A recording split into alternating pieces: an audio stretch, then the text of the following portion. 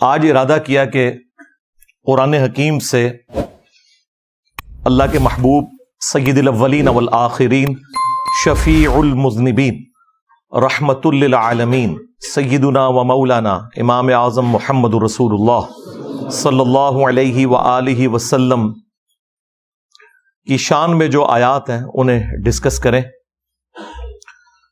اب جب میں نے ان کو لسٹ ڈاؤن کرنا شروع کیا تو وہ تو درجنوں میں جا رہی تھی، لیکن میں چاہ رہا تھا کہ 12 ربیع الاول کی نسبت سے 12 کریٹیکل آیات ہم سلیکٹ کریں ان میں سے، اور پھر انہیں ایک خاص انٹلیکچول ترتیب دیں، اور اس کے کانٹیکسٹ میں جو کراس ریفرنس کے طور پر آیات اور احادیث آتی ہیں انہیں میں ڈسکس کروں، جو بھی اس وقت اللہ تعالیٰ میرے ذہن میں ڈال دے انشاءاللہ تعالی۔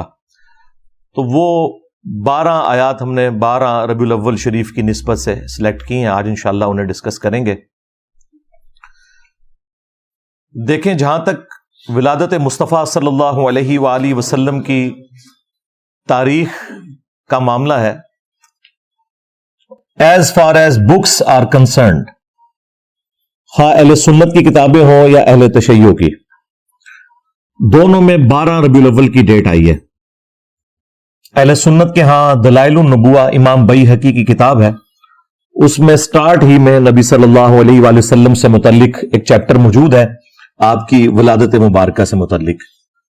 اس میں واضح لکھا ہے کہ نبی صلی اللہ علیہ وآلہ وسلم عام الفیل والے سال، یعنی جس سال ابراہ کے لشکر کو برباد کیا گیا تھا، اس سال کو اللہ نے یادگار بھی بنانا تھا، ادروائز اس کے بعد کعبہ شریف پہ کئی دفعہ حملے ہوئے، کوئی حفاظت نہیں ہوئی، اس سال کو اللہ تعالیٰ نے یادگار بنانا تھا۔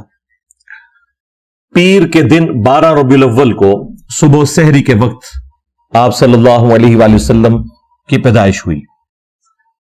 اہل تشیع کے ہاں جو صحیح بخاری کے لیول کی ان کی حدیث کی کتاب ہے وہ اصول الکافی ہے، اس میں بھی 110 نمبر جو چیپٹر ہے وہ ولادت مصطفیٰ صلی اللہ علیہ وآلہ وسلم سے متعلق ہے۔ اس میں بھی یہ لکھا ہے کہ نبی صلی اللہ علیہ وآلہ وسلم عام الفیل والے سال 12 ربیع الاول کو پیدا ہوئے، لیکن پریکٹیکلی شیعہ 17 ربیع الاول کو مناتے ہیں۔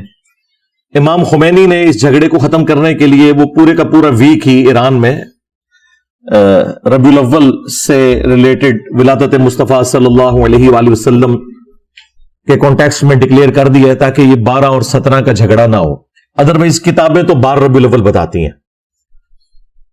اہل حدیث نے، دیوبند نے اس ایشو کو ڈائلیوٹ کرنے کے لیے 9 ربیع الاول کی ایک پخ چھوڑ دی، حالانکہ انہیں بھی پتا تھا کہ کتاب میں کیا لکھا ہے۔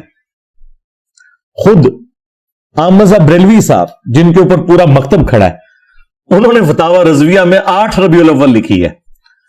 تو یہ بریلویوں سے ذرا پوچھیں، یہ جو 12 ربیع الاول آپ منا رہے ہیں، آپ کے اعلیٰ حضرت تو اسے 8 ربیع الاول لکھ کے گئے ہیں، اور پھر انہوں نے لکھا چونکہ اب 12 چل پڑی ہے اس لیے میں اس میں کوئی اختلاف نہیں کرتا، چلنے دیں اس کو اس طرح۔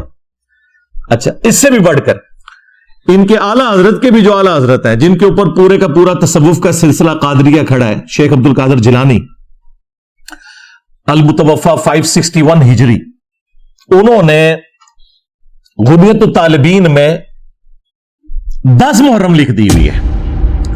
اچھا، بڑا اچھا ہوا ہے یہ لکھ دیا انہوں نے۔ اب ان کو ہاتھ پاؤں پڑ گئے جب سے میں نے یہ ڈیٹ نکالی، وہ کہتے ہیں نہیں، انہوں نے تو صرف نقل کیا ہے علماء کا قول۔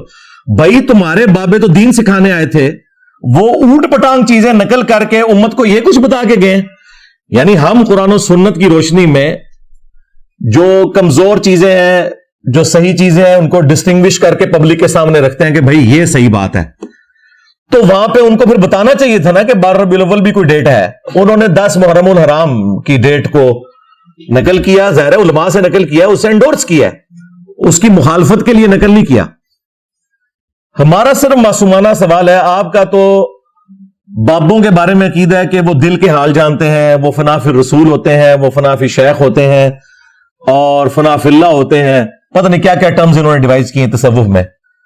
اور جو باباؤں کے بابا ہیں آپ کے شیخ عبد القادر جیلانی، جنہیں آپ اولیاء کا سردار کہتے ہیں، ان کو تو اپنے نبی کی تاریخ پیدائش ہی نہیں پتا، اگے کا کام ٹرنا ہے، جو کہ ہمارے ہر سٹوڈنٹ کو ہم نے دلائل النبوہ کا حوالہ بتا دیا ہے، امام بیہقی کی کتاب کا، اور یہ حدیث کی کتاب شیخ عبد القادر جیلانی رحمت اللہ علیہ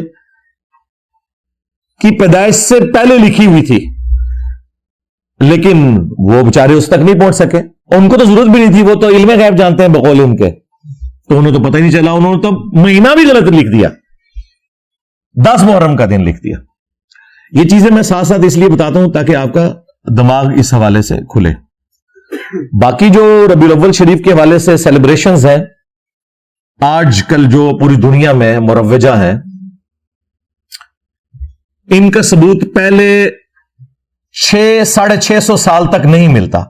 یہ 7ویں صدی ہجری کے اندر ایک مملوک سلطنت جو ایوبی ڈائنسٹی میں سے تھی، جنہوں نے پہلی دفعہ منگولوں کو شکست دی تھی اور تاتاریوں کا فتنہ ختم ہونا شروع ہوا، انہی میں ایک شخصیت تھی ملک المظفر۔ 630 ہجری میں یہ فوت ہوئے، بمطابق 1233 عیسوی، یعنی آپ سمجھ لیں 8 سے آلموسٹ 800 سال پہلے۔ آج 1445 ہجری چل رہا ہے۔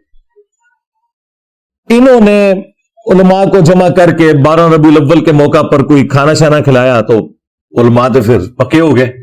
انہوں نے کہا سرکار پچھلے سال کھوایا سی، اس سال بھی کھواؤ۔ کرتے کرتے کرتے پھر اس ٹائم کتابیں لوگوں نے لکھنی شروع کر دی کہ جی میلاد منانا تو بڑے ثواب کا کام ہے، اور بلکہ یہ جو ہمارے بادشاہ نے شروع کیا ہے یہ تو ایک صدقہ جاریہ ہے ان کے لیے۔ ان کو یہ بھی خیال نہیں آیا کہ 800 سال تک جو ان سے بڑے عاشقان رسول تھے ان کے دماغ میں یہ بات کیوں نہیں آئی کہ آپ نے ربیع الاول کو اس طریقے سے سیلیبریٹ کرنا ہے۔ جہاں تک ربیع الاول کے مہینے میں نبی صلی اللہ علیہ وآلہ وسلم کی شخصیت کو ڈسکس کرنا ہے، اس کے اوپر تو اجماع امت ہے، اس سے کسی کو انکار نہیں ہے، لیکن یہ جھنڈیاں لگا کے، سبیلیں لگا کے اور اس کو ایک پراپر شکل دینا ہے ایک ایونٹ کی، اس طرح تو کبھی نہیں ہوا۔ میں خلفائے ثلاثہ کی بات نہیں کرتا، ہو سکتا ہے کہ یہ کہیں کہ ان کے زمانے تک حدیثیں شاید ان تک نہیں پہنچی تھی، لیکن جو چوتھے خلیفہ تھے سیدنا علی ابن ابی طالب، وہ 5 سال تک کوفے میں رہے ہیں، تینوں خلفاء کے ساتھ ان کا وقت گزرا ہے۔ کوئی ہمیں ضعیف نہیں، کوئی جھوٹی روایتی دکھا دیں ان کی طرف منسوب کہ انہوں نے کبھی کوفے کے اندر میلاد کا جلوس نکالا ہو، حالانکہ یہ پاسبل تھا، جھنڈیاں اس زمانے میں بھی کپڑے کی بنتی تھی، لیکن وہ جنگوں میں جھنڈوں کے لیے۔ کوئی محفل نعت اس طرح کی منعقد کی ہو اور اس طرح کے معاملات لے کے چلے ہوں جس کو انہوں نے آج اس درجے تک پہنچا دیا ہے کہ یہ کہتے ہیں کہ سوائے ابلیس کے جہاں میں سبھی تو خوشیاں منا رہے ہیں۔ یعنی وہ یہ بتانا چاہتے ہیں کہ پہلے 800 سال کے مسلمان سارے ابلیس تھے اور ہم عاشقان رسول ہیں، اور انہیں یہ پتہ ہی نہیں کہ وہ انجانے میں صحابہ اکرام کو، خلفائے راشدین کو، اہل البیت کو علیہم السلام اجمعین ورضی اللہ عنہم اجمعین گستاخی کے فتوے کی زد میں لے کے آ رہے ہیں، کیونکہ ان کے زمانے میں تو یہ کچھ نہیں ہوا۔ پھر اس کو جو ترویج ملی ہے نا زیادہ، وہ آٹومن امپائر جو تھی سلطنت عثمانیہ، 1588 عیسوی کے اندر، آج چل رہا ہے 24 ستمبر 2023، 1588 عیسوی میں جو سلطنت عثمانیہ تھی انہوں نے اپنی امپائر کے اندر آفیشلی 12 ربیع الاول کی چھٹی ڈکلیئر کر دی، یعنی پھر پراپرلی اس پورے مسئلے کو گود لے لیا انہوں نے، اور پھر وہ سارے کا سارا سلسلہ چلتا رہا۔ یہی وجہ ہے کہ آپ کو ہمارے بریلوی علماء کہتے نظر آئیں گے کہ جی یہ وہابیوں کے آنے سے پہلے تو وہاں میلاد کے جلوس نکلتے تھے مکہ مدینے میں۔ جناب وہ جو نکلتے تھے مکہ مدینے میں جلسے جلوس، وہ 400 سال پہلے سٹارٹ ہوئے تھے، اور جو پہلے 800 سال کے مسلمان ہیں جو جلسے جلوس نہیں نکالتے تھے، ان کے بارے میں آپ کا کیا عقیدہ ہے؟ یہ کہتے ہیں نہیں پرانے بزرگوں کو نہیں مانتے۔ سرکار پرانوں کا نہیں، درمیانوں کو نہیں مانتے۔ پرانے تو ہیں صحابہ کرام، خلفائے راشدین، اہل البیت علیہم السلام، تابعین، تبع تابعین۔ تمہارے بزرگ آئے 800 سال بعد اور امت کو ایک تحفہ دے کے چلے جائیں تو وہ پرانے کہاں سے ہو گئے؟ 800 سال بعد تو ہم بھی پرانے ہو چکے ہوں گے جی۔ پرانے بزرگ، پرانے نہیں سرکار، درمیانے، پرانے تو ہے ہی نہیں ہے۔ اور اسی صدی کے اندر، 7ویں صدی ہجری کے اندر، ایک اور بادشاہ آیا मलिकुल मंसूर कलावून, उसने 678 हिजरी के अंदर 8 से 800 साल पहले कोई मन्नत मानी थी। उसने पकड़ के गुम्बद खजरा रख दिया नबी सल्लल्लाहु अलैहि वसल्लम की कब्र अथर के ऊपर। उस टाइम ये ग्रीन कलर का नहीं था, वो व्हाइट कलर का होता था। इसको ग्रीन कलर हुए बमुश्किल 200 साल हुए। 1837 ईस्वी में, आज से ऑलमोस्ट 200 साल पहले सल्तनत उस्मानिया के लोगों ने इसका कलर ग्रीन किया। पहले ये व्हाइट था। और ये गुंबद भी नबी अलैहिस्सलाम की वफात के 650 साल बाद रखा गया। ये 7वीं सदी हिजरी मुसलमानों के लिए एक समझ लें 2 बड़ी बिदतें जो इन्होंने जारी की उम्मत के अंदर। और बिदत मैं इसलिए कह रहा हूं कि इसकी बुनियाद के ऊपर इन्होंने बाकियों को गुस्ताख कहा, और ये दोनों काम किए सुन्नियों ने। मैंने अपनी किसी पुरानी वीडियो में यह बयान किया था कि ये जो गुंबद है ये शिया हाकिम ने रखा था, तो उस पर फिर मैंने उसी वक्त रुजू रिकॉर्ड करवाया था कि वो शिया हाकिम नहीं था, वो भी ये अयूबी डायनेस्टी का ही ममलूक अंपायर का एम्परर था, मलिकुल मंसूर। ये दोनों काम सुन्नियों ने किए। मैं मुरव्वजा मिलाद का सिलसिला शुरू करना, अब शिया ने भी उधार ले लिया वह सुन्नियों से, वो भी कर रहे हैं। और दूसरा ये गुंबद खजरा रखना, हालांकि नबी इस्लाम के जमाने से पहले, आपकी पैदाइश से भी 35 साल पहले आया सूफिया का गुंबद बना हुआ है। ये जो इस्तांबुल के अंदर आया सूफिया जो अब अर्दोगान ने खोल दिया है, और वहां पे जुमे की नमाज भी होती है और आम दिनों में म्यूजियम, ये नबी इस्लाम की पैदाइश से भी 35 साल पहले का बना हुआ है। कितना बड़ा गुंबद है, यानी टेक्नोलॉजी मौजूद थी। हजरत उमर के दौर में आज के अरबों डॉलर्स जिजिया मिलता था रोमन अंपायर से मुसलमानों को, वो तो सोने का गुंबद बना के कब्र रसूल पे रख सकते थे। उनको तो किसी के दिमाग में ये बात नहीं आई है, ये कोई नबी इस्लाम की इज्जत अफजाई है कि यहां पे गुंबद रखे। उन्हें पता था, सही मुस्लिम में हदीस है, मैं तुम्हें मना करता हूं कब्रों को पक्का करने से, कब्रों पर इमारत बनाने से और कब्रों पर बैठने से। वो इसको नबी इस्लाम की गुस्ताखी शुमार करते थे। और सेम यही गुस्ताखी शुमार की गई जब पहली दफा गुंबद रखा गया, और जिस बंदे ने मशवरा दिया था वो कुछ अरसे बाद माजूल हो गया। तो लोग ये बातें करते थे कि इससे सजा मिली है जो इसने उल्टे काम का मशवरा दिया था। और आज इसके ऊपर बात करें तो गुस्ताखी रसूल कहते हैं आपको। मेरे सिवा तो किसी की जरूरत नहीं, वह भी किसी की जरूरत नहीं कि बात कर जाए, बाकी तो शाही कोई नहीं। तो मैंने कहा खुदा के लिए दुनिया में जितने मज़ारात नबी इस्लाम की मुखालफत में बनाए गए हैं, इसकी बुनियाद इन्होंने यहां से पकड़ी है। यह आपका काम था ना कि जहां आपने बाकी मज़ारात जो है वो खत्म किए, इस गुंबद खजरा को भी उतार लेते हैं। ये तोड़ने की जरूरत ही नहीं है, ऊपर रखा हुआ है, ये उतार लें। नीचे हुजरा आयशा मौजूद है, इस पे मेरी तफसीली वीडियोस रिकॉर्ड है, वो फिर टॉपिक और तरफ चला जाएगा। बहरहाल 1926 के अंदर सऊदी हुकूमत ने जो बाकी मज़ारात थे वो सारे खत्म कर दिए जो बकी गरकत में थे।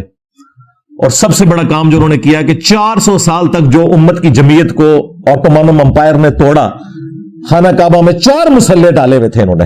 वैसे कहते हैं चारों इमाम हक पे हैं, अगर चारों हक पे हैं तो मुसल्ले 4 क्यों हैं? सारों के एक के पीछे पढ़ो। चलो 4 मुसल्ले थे, फजर की नमाज सारे हनफियों के पीछे पढ़ लो, जोहर की सारे शाफियों के पीछे। ना ना ना, पैरेलल में 4 जमातें करवाते थे 1517 से लेके 1917 तक। अगर ये वर्ल्ड वार 1 ना होती और सल्तनत उस्मानिया ना टूटती तो ये बिदत आज भी मौजूद होती। उस वर्ल्ड वार का एक फायदा उम्मत को हो गया कि वो बिदत उठ गई, और अब एक मुसल्ला है वहां पे। 400 साल तक इन्होंने 4 मुसल्ले डाले। आप अंदाजा लगाएं कि इन्होंने मुसलमानों की जमीयत को तोड़ा, और कहते हैं ये हमारे बुजुर्गों की खिदमत है। इंजीनियर साहब बुजुर्गों पे बोलते हैं, भाई वो बुजुर्ग जो है वो आपके बुजुर्ग हैं। हमारे बुजुर्ग वो हैं कि जब वो लोग पैदा भी नहीं हुए थे ना, उससे भी 800 साल पहले जो बुजुर्ग थे वो हमारे बुजुर्ग हैं। बिदते तुम दाखिल करो दीन में। जब हम बोलें एक गरीब तू बदतमीज न सोए तू मेरा नबी सा है ही कोई नहीं, तेरे बाबे थे शाह ही कोई नहीं, लै जाओ बाबे इथों दब्बो इन्होंने जाके हूं। बिल्कुल अब कोई लिहाज नहीं। जिस तरह सैयदना उमर ने कहा था ना, नबी इस्लाम ने उस वक्त जमीनें तुम्हें दी थी जब इस्लाम कमजोर था, अब इस्लाम मजबूत हो गया है, अब ये जमीनें जो है बैतुल माल में जमा करवाओ, अदरवाइज इनके ऊपर काश्तकारी करो और उसमें से हिस्सा जो है बैतुल माल को दो। तो उनमें भी इन्होंने सीधा होगा कि भाई ये उन पुरानियां गल्ला। हूं अल्लाह के फजल नाल ये दावत जिस तरीके से अल्लाह ताला ने मुसलमानों में रासे की है, बिल्कुल स्ट्रेट फॉरवर्ड, आंखों में आंखें डाल के बात करेंगे, हाँ इंशाअल्लाह ताला। लेकिन इल्मी इख्तलाफ, कोई एक्स्ट्रा जुडिशियल एक्टिविटी परफॉर्म नहीं करनी, वो तो हमारी डॉक्ट्रिन के खिलाफ है। खा कोई रियासती इदारा करे, खा कोई मजहबी जमात करे, हम तो उसे बिल्कुल इस्लाम की रूह से समझते ही हराम है। इल्मी इख्तलाफ, तो ये काम इनके बुजुर्ग डाल के गए हैं। जब हम वो बताते हैं कि इन्होंने ये काम डाला है, उम्मत की जमीयत को तोड़ा है, तो कहते हैं ये बुजुर्गों की गुस्ताखी करते हैं। तो मिलाद का भी सिलसिला 800 साल पहले शुरू किया इन्होंने। भाई उससे पहले लोग मिलाद किस तरह मनाते थे? वो सही मुस्लिम में हदीस है 2750 इंटरनेशनल नंबरिंग के मुताबिक, नबी सल्लल्लाहु अलैहि वसल्लम पीर का रोजा रखा करते थे। पूछा कि आप क्यों रखते हैं? तो फरमाया फीही वुलिदतु व फीही उनज़िला अलैया, इस दिन मैं पैदा हुआ और इसी दिन मुझ पर पहली दफा वही नाजिल हुई। तो नबी सल्लल्लाहु अलैहि वसल्लम जश्न कुरान और जश्न विलादत मुस्तफा सल्लल्लाहु अलैहि वसल्लम हर साल नहीं, हर महीने नहीं, हर हफ्ते मनाया करते थे पीर का रोजा रख के। और इन्होंने लंगर चुक के रखा होता है। नबी इस्लाम रोजा रखते थे, ये लंगर को दब के रखते रहे। हाँ, बापा जानी ने वो 12 रबीउल अव्वल का रोजा शुरू करवाया, इलियास कादरी साहब ने। वो भी 12 रबीउल अव्वल का रोजा नहीं होना चाहिए, मंडे का रोजा। तो वो तो हर हफ्ते ही रखा जाए, अच्छी बात है, चले रबीउल अव्वल में ही रख लें विलादत की खुशी मनाने के लिए। तो ये है ऑफिशियल तरीका।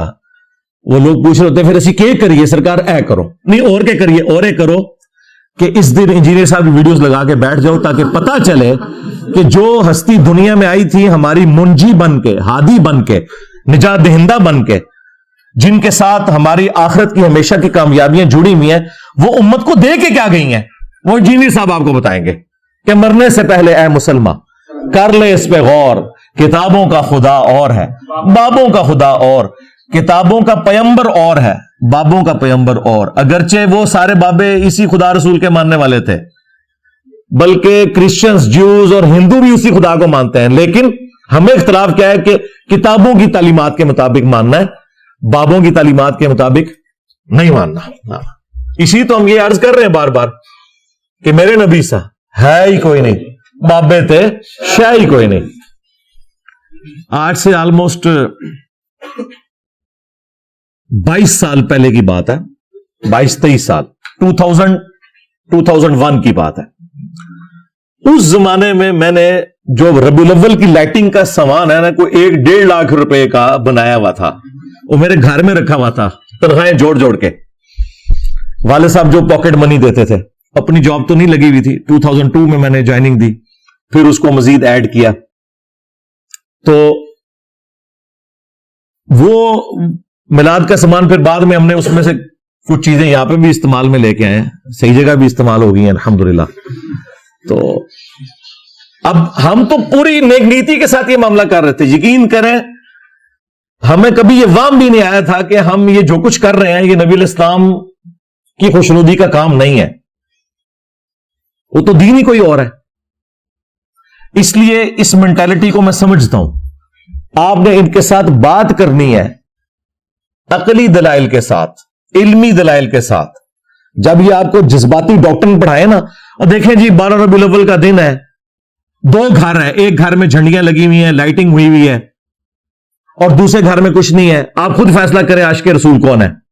हाँ, इसके जवाब में आपने कहना है रुको जरा, सब्र करो, अभी बताते हैं तुम्हें।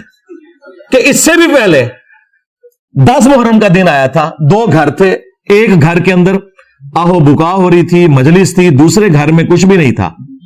अब बताओ आशिक अहले बैत कौन है, वो शिया का घर या तुम्हारा बरेलवियों का घर? तो ये आपको क्या कहेंगे, नहीं नहीं अहले बैत को तो हम भी मानते हैं, लेकिन इस तरीके से नहीं करना। तो सरकार है तो मिलाद भी इस तरीके से नहीं करना। आयो ना दाढ़ थले, हाँ ये मेरी दाढ़ थले ही आ सकते हो, क्यों? वो भी क्या दिन थे, हम भी एक जिन थे। आज हम जो हैं इन जिन्नों के भी प्यो है, बल्कि द्यो के भी प्यो है, यानी देवबंद वाला द्यो।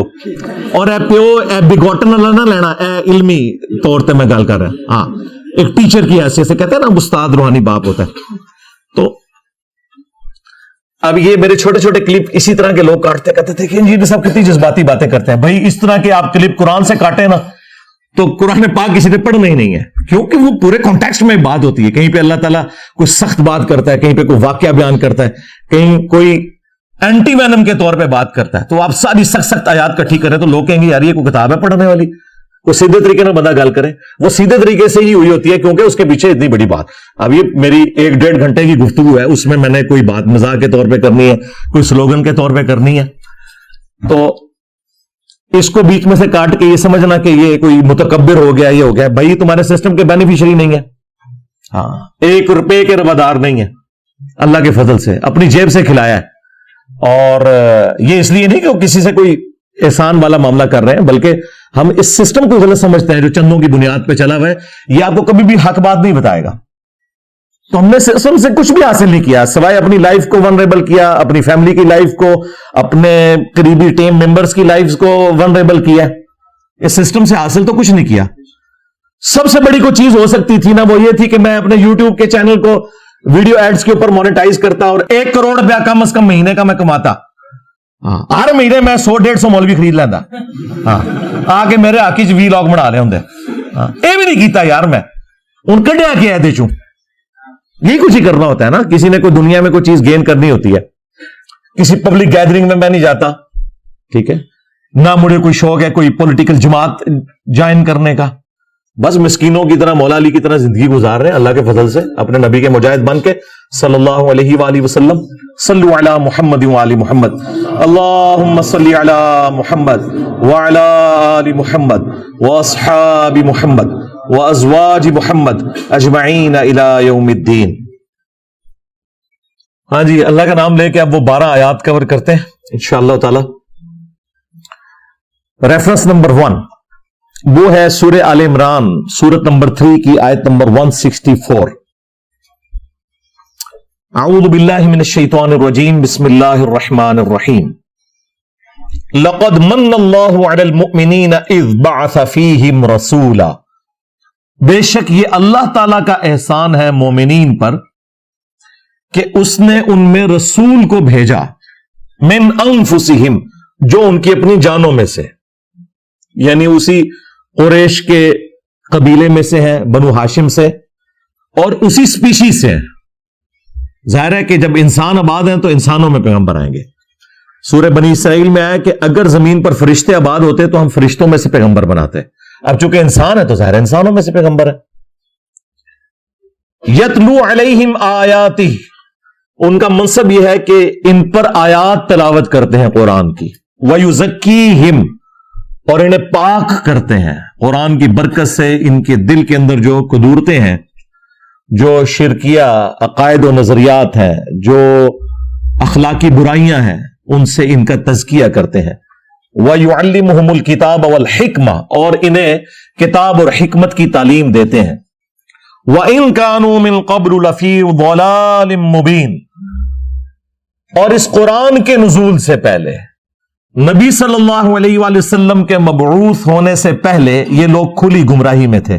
کون؟ صحابہ اکرام قرآن کے نزول سے پہلے کھلی گمراہی میں تھے، اور ہم لوگ قرآن آنے کے بعد بھی کھلی گمراہی میں ہیں، کیونکہ قرآن حکیم سے ہم اپنا تزکیہ نہیں کرتے۔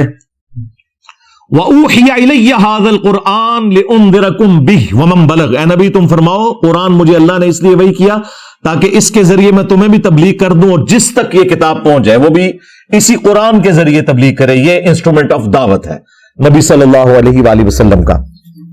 اب دیکھیں کتنی زبردست بات ہے، اللہ تعالیٰ نے اپنے محبوب صلی اللہ علیہ وآلہ وسلم کی دنیا میں تشریف آوری کو اپنی طرف منسوب کیا ہے کہ یہ میرا احسان ہے۔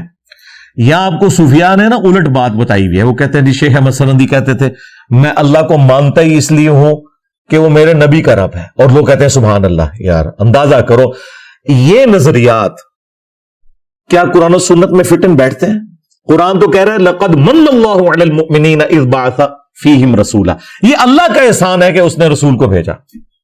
یہ الٹ بات کرتے ہیں۔ جامعہ ترمذی میں حدیث ہے اللہ سے محبت کرو کہ اس نے تمہیں نعمتوں سے نوازا ہے، اور مجھ سے اس لیے محبت کرو کہ میں اللہ کا رسول ہوں، اور میرے اہل البیت سے اس لیے محبت کرو کہ ان کی نسبت میرے ساتھ ہے۔ نبی علیہ السلام نے تو ہمیں یہ چین سکھائی ہوئی ہے، اور یہ الٹ چلتے ہیں۔ یقیناً نبی علیہ السلام دنیا پہ اللہ تعالیٰ کا احسان ہے، اور قرآن میں اللہ تعالیٰ نے اسپیسیفکلی قرآن کے حوالے سے فرمایا، اور ظاہر ہے کہ اسے ایکسٹراپولیٹ آپ کر سکتے ہیں۔ قل بفضل اللہ وبرحمتہ فبذلک فلیفرحوا، اے نبی ان سے فرماؤ کہ اللہ تعالیٰ کے فضل اور رحمت کے ملنے کے اوپر خوب خوشیاں مناؤ۔ تو کہتے ہیں دیکھیں قرآن میں ہے نا خوشیاں مناؤ، تو ہم اس طرح جھنڈیاں لگاتے ہیں، تو ہم کہتے ہیں بھائی یہ طریقہ بھی نبی علیہ السلام خود بتا کے گئے ہیں۔ صحیح مسلم میں 2750 نمبر حدیث، آپ علیہ السلام پیر کا روزہ رکھتے تھے، پوچھا گیا کیوں رکھتے ہیں، فرمایا فیہ ولدت وفیہ انزل علیہ، اس دن میں پیدا ہوا اور اس دن مجھ پر پہلی دفعہ وحی نازل ہوئی۔ یعنی جشن قرآن اور جشن ولادت مصطفیٰ صلی اللہ علیہ وآلہ وسلم، اللہ کے محبوب صلی اللہ علیہ وآلہ وسلم نے ہر پیر کو منائی، سال کے بعد نہیں، مہینے کے بعد نہیں، ہر پیر کو روزہ رکھے۔ باقی میں اس کی چونکہ ہسٹری پہ پہلے ڈسکشن کر چکا ہوں، میں اس کی تفصیل میں نہیں جاتا۔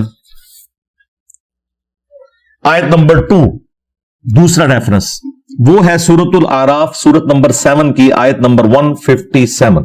یہ بہت کریٹیکل آیت ہے۔ نبی علیہ السلام کے دنیا میں آنے کا مقصد کیا ہے وہ بیان ہوا ہے، اس سے زیادہ اہم چیز تو کوئی نہیں ہو سکتی۔ اللہ تعالیٰ نے جو آخرت میں کامیاب ہونے والے اہل ایمان ہیں نا، ان کی نشانیاں بتاتے ہوئے اسپیسیفکلی نبی علیہ السلام کے مبارک زمانے میں جو دوسرے ادیان کے ماننے والے لوگ تھے ان کو بھی اس حوالے سے گائیڈ لائنز دیں، اور مسلمانوں کو بھی، کہ کامیابی کن لوگوں کا مقدر ہونے والی ہے۔ الذین یتبعون الرسول النبی الامی، وہ لوگ جو کہ پیروی کرتے ہیں نبی امی کی۔ یہ امی کی نسبت ام القرى مکے کی طرف بھی ہو سکتی ہے، اور امی کی نسبت نبی علیہ السلام کی اس صفت کی طرف بھی ہے کہ آپ علیہ السلام لکھنا پڑھنا نہیں جانتے تھے، اور یہ آپ کا معجزہ تھا، کیونکہ سورۃ العنکبوت میں آیا ہے کہ اس قرآن کے نزول سے پہلے نہ تو آپ کتاب سے کوئی چیز پڑھ سکتے تھے اور نہ اپنے دائیں ہاتھ سے لکھ سکتے تھے، ورنہ کافروں کو یہ چیز شک میں مبتلا کر دیتی کہ کتاب آپ نے خود لکھ لی ہے۔ یہ آپ علیہ السلام کے کیس میں معجزہ تھا۔ ہاں، شاعر ہونا ڈاکٹر اقبال کی خوبی ہے، لیکن نبی کے لیے شاعر ہونا خوبی نہیں ہے۔ وما علمناہ الشعر وما ينبغی لہ، ہم نے ان کو شعر کہنا نہیں سکھایا اور نہ یہ ان کی شان کے لائق ہے۔ تو نبی علیہ السلام کا پڑھا لکھا نہ ہونا یہ آپ کی شان کے لائق تھا۔ یہ کوئی نعوذ باللہ جہالت نہیں ہے یا ان پڑھ ہونا نہیں ہے۔ اللہ تعالیٰ نے آپ کو علوم سکھائے، لیکن آپ لکھ نہیں سکتے تھے، کتاب سے پڑھ نہیں سکتے تھے، کیونکہ آپ کا معجزہ ہی قرآن تھا۔ لوگوں نے کہنا تھا کہ ہاں جی یہ اس نے اتنے عرصے تک خود لکھ لی ہے کتاب، یہ اس کے پیچھے حکمت تھی۔ تو نبی امی کی پیروی کرتے ہیں۔ الذی یجدونہ مکتوبا عندہم فی التوراۃ والانجیل، اور یہ نبی امی وہ ہے کہ جن کا ذکر یہ لکھا ہوا پاتے ہیں اپنے پاس آلریڈی، جو تورات اور انجیل یعنی اولڈ ٹیسٹمنٹ اور نیو ٹیسٹمنٹ میں ہے۔ نبی علیہ السلام کا مبارک ذکر بھی اور اس فائنل ٹیسٹمنٹ قرآن کا ذکر بھی وہ آج بھی موجود ہے۔ آپ ڈیوٹرانومی چیپٹر نکالیں اولڈ ٹیسٹمنٹ کا، اس میں نبی علیہ السلام کی پیشگوئی موجود ہے۔ اس کے بعد gospel of John New Testament میں، اس میں نبی علیہ السلام کی پیشگوئی موجود ہے۔ چیپٹر نمبر 15 سے لے کر 18 تک وہ ایک الگ سے ٹاپک ہے، اس کے لیے آپ ڈاکٹر ذاکر نائک کی ویڈیوز دیکھ لیں، احمد دیدار صاحب کی، سملیرٹیز بٹوین کرسچینٹی اینڈ اسلام۔ یأمرہم بالمعروف، وہ حکم دیتے ہیں ان کو نیکی کے کاموں کا، وینہاہم عن المنکر، اور برائی سے منع فرماتے ہیں، وَيُحِلُّ لَهُمُ الطَّيِّبَاتِ، اور ان کے لیے جو پاکیزہ چیزیں ہیں ان کو حلال ٹھہراتے ہیں، وَيُحَرِّمُ عَلَيْهِمُ الْخَبَائِثِ، اور جو گندگی والی چیزیں ہیں وہ حرام کرتے ہیں۔ یعنی نبی علیہ السلام کو ظاہر ہے اللہ تعالیٰ نے شارع بنا کر بھیجا ہے، اور شریعت کا کسٹوڈین دنیا میں آن دا بہاف آف گاڈ نبی علیہ السلام کی مبارک ذات ہے، تو آپ حلال اور حرام چیزوں کے بارے میں بتاتے ہیں۔ وَيَضَعُ عَنْهُمْ إِصْرَهُمْ، اور جو ان کے اوپر بوجھ پڑا ہوا ہے وہ ان سے دور کرتے ہیں، وَالْأَغْلَالَ الَّتِي كَانَتْ عَلَيْهِمْ، اور جو ان کے گردنوں میں غلامی کے پھندے ہیں وہ دور کرتے ہیں۔ یعنی جو انہوں نے خود ساختہ شریعت میں اپنے اوپر کتنی پابندیاں جیوز نے لگا لی ہوئی تھی، کرسچنز نے رہبانیت شروع کر دی، شادی کرنا چھوڑ دی، جنگلوں میں رہنا شروع کر دیا، اسی طریقے سے مشرکین عرب کے اندر بھی خود ساختہ کئی ایک چیزیں انہوں نے داخل کر لی تھی جس کی وجہ سے عورتوں کو بیسک رائٹس نہیں ملتے تھے، غلاموں کے کوئی حقوق نہیں تھے، اس طرح کی ساری چیزیں نبی الاسلام نے آ کے ختم فرمائی۔ اب سرکار بڑی کانٹے کی بات آ رہی ہے، اب اس آئینے میں ہم سب نے اپنی شکل دیکھنی ہے۔ فالذین آمنوا بہ، پس جو لوگ ایمان لائیں گے جو ان کے ساتھ نازل ہوا، یعنی قرآن اور اللہ کے محبوب صلی اللہ علیہ وآلہ وسلم کی تعلیمات، اسلام، آپ صلی اللہ علیہ وآلہ وسلم پر جو ایمان لائیں، وعزروہ، اور ان کی تعظیم کریں، یعنی نبی الاسلام پر ایمان لانے کے بعد سب سے ضروری چیز آپ کی تعظیم کرنا ہے۔ ونصروہ، اور جو لوگ ان کی مدد کریں۔ مدد کیا ہے؟ نبی الاسلام نے کوئی دنیاوی طور پہ تو کاروبار اسٹیبلش نہیں کیا، مدد یہ ہے کہ دین کے کام میں آپ نے ان کی مدد کرنی ہے۔ جو حضرت عیسیٰ ابن مریم نے بھی کہا تھا، من انصاری اللہ، کون ہے جو اللہ کے لیے میری مدد کرے؟ اس سے لوگوں نے غیر اللہ کی مدد نکال لی ہے۔ دیکھو ان لوگوں کا انٹلیکچوئل لیول کیا ہے۔ وہ یہ تو نہیں کہ مرے ہوئے لوگوں کو حضرت عیسیٰ بلا بلا کے کہتے تھے لکھ لو قبروں سے اور میری مدد کرو۔ قال الحواریون نحن انصار اللہ، جو ان کے ساتھی تھے انہوں نے کہا ہم اللہ کے مددگار ہیں، ان کے دین کے مددگار ہیں۔ تو نبی الاسلام کے بھی صحابہ اور اہل بیت آپ کے مددگار تھے، آج ہم بھی نبی الاسلام کے اس حوالے سے مددگار ہیں کہ آپ کے دین کے لیے ہم اپنا تن من دھن لگائیں، اور اس میں سب سے پہلے ہمیں اپنی آخرت کی فکر ہے، اور ان کی مدد کریں۔ واتبعوا النور الذی انزل معہ، اور پیروی کریں اس نور کی جو ان کے ساتھ نازل ہوا، یعنی قرآن۔ اولئک ھم المفلحون، ایسے ہی لوگ ہیں جو فلاح پائیں گے۔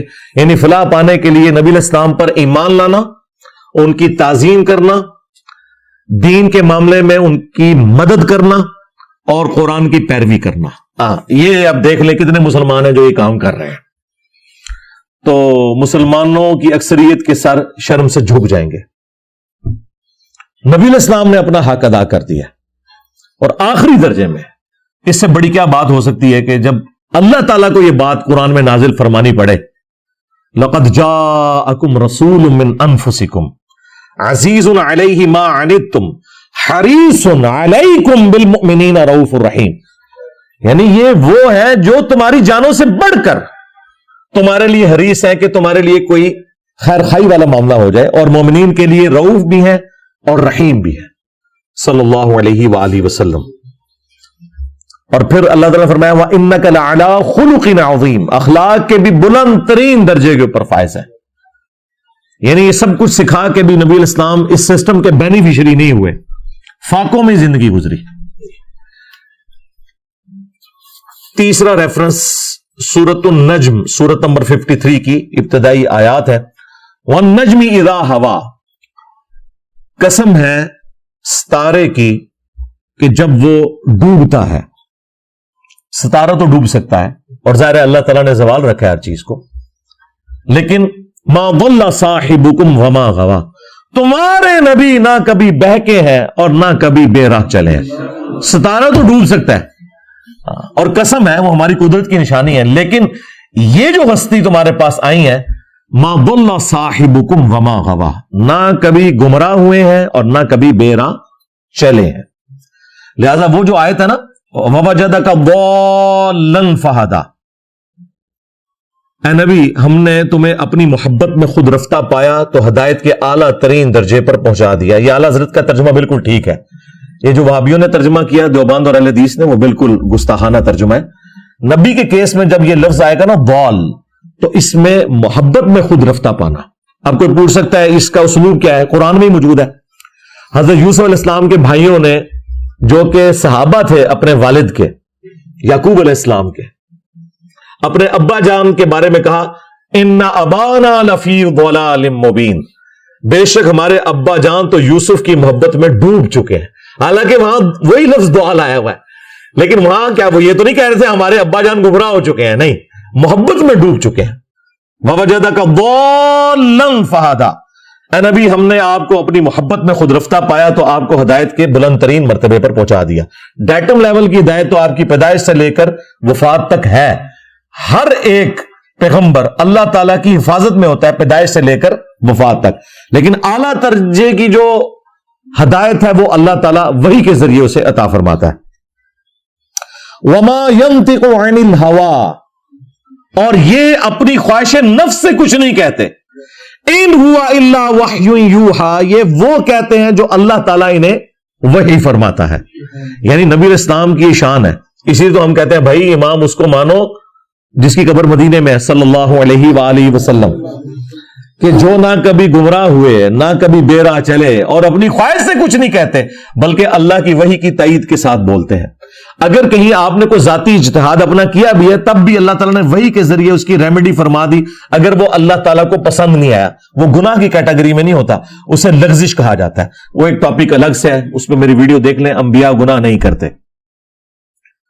بل یہ نبی علیہ السلام کا پروٹوکول ہے، اور اسی پروٹوکول کی وجہ سے مسند احمد میں حدیث ہے کہ، بلکہ یہ سنن ابی داؤد کے اندر بھی حدیث موجود ہے کہ ایک صحابی تھے عبداللہ بن عمر بن عاص رضی اللہ تعالیٰ عنہ. وہ کہتے ہیں کہ میں نبی علیہ السلام سے جو بھی بات سنتا تھا نا وہ لکھ لیا کرتا تھا. پھر مجھے کچھ لوگوں نے کہا کہ نبی علیہ السلام کبھی غصے کی حالت میں ہوتے ہیں، کبھی آپ غم کی حالت میں ہوتے ہیں، تو تم ہر بات نہ لکھا کرو. تو میں نے لکھنا چھوڑ دیا. نبی علیہ السلام نے کچھ دن کے بعد پوچھا کہ تم کیوں نہیں لکھ رہے؟ تو انہوں نے کہا یا رسول اللہ اس طرح مجھے لوگوں نے کہا تھا تو میں نے لکھنا چھوڑ دیا. تو آپ علیہ السلام نے فرمایا کہ اللہ کی قسم، اپنی مبارک زبان کو پکڑا، اللہ کی قسم اس زبان سے حق کے سوا کچھ نہیں نکلتا. یہ پروٹوکول صرف نبی علیہ السلام کا ہے، اور اللہ تعالیٰ نے اسی پروٹوکول کی وجہ سے نبی علیہ السلام کو اس پلانٹ ارتھ پہ اپنا خلیفہ بنایا. وما رمیت اذ رمیت ولکن اللہ رما. اے نبی، جب تم نے کنکریاں ماری تھیں کافروں کے لشکر کی طرف، وہ تم نے نہیں ماری تھی بلکہ وہ تو اللہ نے ماری تھی، جبکہ تم نے ماری تھی. یعنی اللہ تعالیٰ نے اپنے پیغمبر کو، ان کے مبارک ہاتھ کو اپنی طرف منسوب کیا، کیونکہ دنیا پہ وہ اللہ کے ریپریزنٹیٹو ہیں. ید اللہ فوق ایدیہم. اصحاب شجرہ کے بارے میں آیا کہ جب یہ درخت کے نیچے آپ کی بیعت کر رہے تھے نا، آپ کے ہاتھ پہ اللہ کا ہاتھ تھا ان کے ہاتھ کے اوپر. یعنی یہ نہیں کہ نبی علیہ السلام کا ہاتھ جو ہے وہ اللہ کا ہاتھ فزیکلی، مراد یہ کہ وہ اللہ کے ریپریزنٹیٹو ہیں. ریفرنس نمبر 4، یہ سورۃ الحجرات سورۃ نمبر 49 کی ابتدائی آیات ہے. یا ایھا الذین آمنوا، اے ایمان والو، لا تقدموا بین یدی اللہ ورسولہ، مت آگے بڑھو اللہ اور اس کے رسول سے. بس جتنا تعلیم کیا ہے نا اس میں خود صفرے لگا کے ایڈ نہ کرو. جو تعلیمات ہیں، جہاں پر فرمایا کہ یہاں پہ رک جاؤ وہاں پہ رک جانا ہے، جہاں پہ فرمایا کہ یہ حلال ہے اسی کو حلال سمجھنا ہے، جس کو حرام کیا اسی کو حرام سمجھنا ہے. خود سے دین میں کوئی بدعتیں داخل نہیں کرنی. واتقوا اللہ، اور اللہ کا تقوی اختیار کرو. ان اللہ سمیع علیم، بے شک اللہ تعالی سننے والا، علم والا ہے. یا ایھا الذین آمنوا، اے ایمان والو، لا ترفعوا اصواتکم فوق صوت النبی، اپنی آواز کو بھی کبھی نبی صلی اللہ علیہ وآلہ وسلم کی آواز سے بلند نہ کرنا. وَلَا تَجْهَرُوا لَهُ بِالْقَوْلِ كَجَهْرِ بَعْضِكُمْ لِبَعْضٍ، اور ان کے حضور اس طریقے سے بلند آواز میں گفتگو نہ کرنا جس طرح آپس میں ایک دوسرے کے ساتھ کرتے ہو. أَن تَحْبَطَ أَعْمَالُكُمْ وَأَنْتُمْ لَا تَشْعُرُونَ، ایسا نہ ہو کہ تمہارے اعمال برباد کر دیے جائیں اور تمہیں شعور بھی نہ ہو، توبہ کی توفیق بھی نہ ملے. اور یہ حیران کن بات ہے کہ یہ آیت کسی عام انسان کے بارے میں نازل نہیں ہوئی، بلکہ صحیح بخاری کے اندر شان نزول موجود ہے. عبداللہ ابن ابی ملیکہ تابعی کہتے ہیں قریب ہے کہ اس مخلوق کے دو بہترین لوگ یعنی ابو بکر اور عمر برباد ہو جاتے جب انہوں نے انجانے میں رسول اللہ کے حضور اپنی آوازوں کو بلند کر دیا. ایک قبیلہ آیا ہوا تھا، نبی علیہ السلام کی یہ مبارک عادت تھی کہ جب قبیلہ اسلام قبول کر کے واپس جاتا تھا تو ایک فوکل پرسن آپ مقرر کرتے تھے. حضرت ابو بکر نے مشورہ دیا کہ اس کو فوکل پرسن مقرر کریں. حضرت عمر نے کہا نہیں یا رسول اللہ اس کو کریں. اس میں وہ آپس میں ان کی تلخ کلامی ہوگی. نبی علیہ السلام سے کوئی بدتمیزی نہیں کی، آپس میں آوازیں بلند ہوئی تو یہ آیات نازل ہوئی کہ اگر تم نے بھی رسول اللہ کے حضور آپس میں بھی بات کرتے ہوئے آواز کو بلند کیا چھٹی ہو جائے گی. تو سرکار اگر یہ ابو بکر و عمر کا سٹیٹس ہے تو تھوڑے بابے تو شاہی کوئی نہیں. یعنی نبی علیہ السلام کی آواز سے آواز بلند کرنا اعمال کو برباد کرتا ہے. نبی کی حدیث سے کسی بابے کے قول کو بلند کرنا وہ تو تمہارا ایمان ہی برباد کر دے گا. کیونکہ میرے نبی سا ہی کوئی نہیں, تیرے بابے تھے شاہی کوئی نہیں, بلکہ بابے تھے شاہی کوئی نہیں. یہ دیکھ لیں, یہ کتابوں کا خدا ہے. اب اسی بخاری کی حدیث میں آتا ہے کہ عبداللہ ابن زبیر کہتے ہیں کہ ان آیات کے نازل ہونے کے بعد حضرت عمر اتنی آہستہ آواز میں گفتگو کرتے تھے کہ حضور کو سنائی نہیں دیتی تھی, اور آپ کہتے تھے عمر اونچا بولو مجھے آواز ہی نہیں آ رہی, اتنے ڈر گئے. پھر اللہ تعالیٰ نے اسی کا انعام دیا, اگلی آیات نازل ہوئی, ان الذین یغضون اصواتهم عند رسول اللہ, بے شک وہ لوگ جو اپنی آوازوں کو پست رکھتے ہیں رسول اللہ کے حضور, اولئک الذین امتحن اللہ قلوبهم للتقوی, یہی وہ لوگ ہیں جن کے دلوں کو اللہ نے تقوی کے لیے چن لیا, یہ پرہیزگار لوگ ہیں. لہم مغفرۃ واجر عظیم, ان کے لیے مغفرت اور اجر عظیم ہے. اور مزے کی بات ہے ان آیات کو اللہ تعالیٰ نے وہ مقبولیت دی کہ روزہ شریف پہ کئی سو سال سے یہی آیات ہیں. ایگزیکٹلی روزہ شریف کی جو جالی ہے, جو سینٹرل جالی ہے, 3 پورشن میں بنی ہوئی ہے. سینٹرل جو جالی ہے جس میں وہ دائرے کے نشان, ایک بڑے دائرے کا نشان ہے, اس کے پیچھے نبی علیہ السلام کی قبر مبارک, آپ کا چہرہ مبارک ہے پیچھے کر کے, اس کے بعد سیدنا ابوبکر سیدنا عمر. اس جالی کے اوپر یہی لکھا ہوا ہے یا ایھا الذین آمنوا لا ترفعوا اصواتکم فوق صوت النبی. اور جو اس طرف جالی ہے باب السلام کی طرف سے جب آپ انٹر ہوتے ہیں, وہ بھی گولڈن جالی ہیں, ان کے اوپر یہ آیت لکھی ہوئی ہے ان الذین یغضون اصواتهم عند رسول اللہ. اور جو باب جبریل کی طرف تیسری جالیاں آتی ہیں جب آپ سلام عرض کر کے آگے چلتے ہیں, تو ان کے اوپر پھر وہ آیت لکھی ہے ما کان محمد ابا احد من رجالکم ولکن رسول اللہ وخاتم النبیین. تو میرے بھائی یہ بڑا سینسٹیو ایشو ہے. یہاں تو لوگ کہتے ہیں جی خیر ہے حدیث, بلکہ وہ تو ایک مفتی کہتا ہے جی یہ ہمیں بار بار نہ بتایا کرو حدیث میں آیا ہے, حدیث میں آیا. کہ دسیے تنوں فتاوی عالمگیری چ آیا ہے, قدوری شریف ہی آیا ہے کہ کتے نال منہ کالا کر لو تے کھوتے نال منہ کالا کر لو تے اے ہوندا ہے. اے دسیے تنوں, ہمیں نہ حدیثیں سنایا کرو. سورۃ النساء کی آیت نمبر 65 میں اللہ تعالیٰ نے فرمایا ہے کہ اے نبی تیرے رب ہونے کی قسم, یہ مومن ہی نہیں ہو سکتے جب تک کہ ہر معاملے میں آپ کو اپنا حاکم نہ مان لیں, اور جب آپ فیصلہ کر دیں تو اپنے دل میں بھی اس کے بارے میں کوئی کجی محسوس نہ کریں, تب یہ مومن ہوں گے. اب ان کو نہیں ہضم ہوتا, یعنی نبی علیہ السلام کی ہم حدیث بتاتے ہیں, ان کو فوراً خیال آتا ہے کہ اچھا یہ اگر حدیث میں لکھا ہوا ہے تو بابا جی انہوں نہیں سی پتا, وہ پھر کیوں کر کے گئے, وہ تھوڑے بابے تھے کلمے پڑھا کے گئے جی اپنے نامہ دے. چشتی رسول اللہ پارٹی, اشرف تھانوی رسول اللہ پارٹی, جن کو کلمے سمجھ نہیں آئے ہیں ان کو اگر قرآن و حدیث سمجھ نہیں آئے تو وہ چھوٹی بات ہے, اتنا ہی کافی ہے. ریفرنس نمبر 5 سورہ آل عمران سورت نمبر 3 کی مشہور آیت. یہ میلاد کے جلسوں میں آپ کو اکثر سننے کو ملتی ہے, لیکن کلاس کی آیت ہے, کمال آیت ہے. قل ان کنتم تحبون اللہ فاتبعونی یحببکم اللہ. اے نبی ان سے فرما دو کہ اگر تم اللہ سے محبت کا دعویٰ رکھتے ہو پھر میری یعنی نبی کی اتباع کرنی ہوگی. اطاعت نہیں, صرف اتباع. اتباع کہتے ہیں دل کے ساتھ کسی کی بات کو ماننا. ایک تو ہے نا کہ مان لینا حکم ہے, مجبوری ہے, اندر سے ماننا محبت رکھتے ہوئے اس شخصیت کے ساتھ, اسے کہتے ہیں اتباع. یحببکم اللہ, اور اگر ایسا کرو گے پھر اللہ تم سے محبت کرے گا. اصل چیز تو یہ ہے, تم تو ویسے ہی دعویٰ کرتے رہو, ون وے ٹریفک چڑھاتے رہو اپنے عشق و محبت کی. اگر اللہ کی محبت تمہیں چاہیے نا پھر نبی کی اتباع کرنی ہوگی. وَيَغْفِرْ لَكُمْ ذُنُوبَكُمْ, پھر وہ تمہیں معاف بھی کر دے گا, تمہارے گناہوں کو بخش بھی دے گا. واللہ غفور رحیم, اور اللہ تعالیٰ بخشنے والا رحم فرمانے والا ہے. قل اطیعوا اللہ والرسول, اے نبی ان سے فرماؤ اطاعت کرو, حکم مانو اللہ کا اور اس کے رسول کا. فَإِن تَوَلَّوْا, اور اگر یہ روگردانی کریں, فَإِنَّ اللَّهَ لَا يُحِبُّ الْكَافِرِينَ, تو اللہ تعالیٰ کو کافروں سے کوئی محبت نہیں, سیدھا کافر. لیکن پاکستان کے شناختی کارڈ میں مسلمان ہی, بے فکر ہو, کوئی مسئلہ نہیں. ہاں اللہ کے نزدیک کافر نا, ایتھے مسلمان ہو, جنازہ بھی پڑھاں گے انشاءاللہ تعالیٰ, قبر بھی بناواں گے, سب کچھ کریں گے. ہاں اللہ کے حضور اگر نافرمانی کے ساتھ موت آئی ہے تو اللہ کے حضور تو پھر یہی ہے. اور اسی کو سپورٹو سورہ نساء میں وہ آیت ہے من یطع الرسول فقد اطاع اللہ، جس نے رسول کا حکم مانا اس نے اللہ کا حکم مانا.